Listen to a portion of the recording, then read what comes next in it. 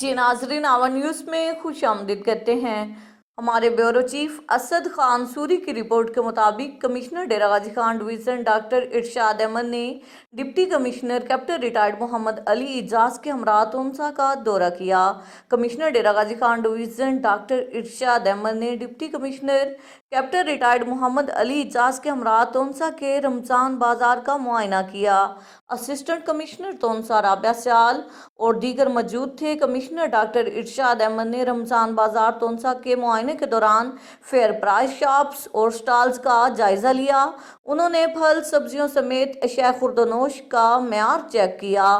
انہوں نے کہا کہ چینی اور آٹے کے کاؤنٹرز پر عملہ بڑھایا جائے، رمضان بازاروں میں تازہ پھل اور سبزیاں رکھی جائیں، اشیاء خورد و نوش کے معیار پر ہرگز سمجھوتہ نہیں کیا جائے گا۔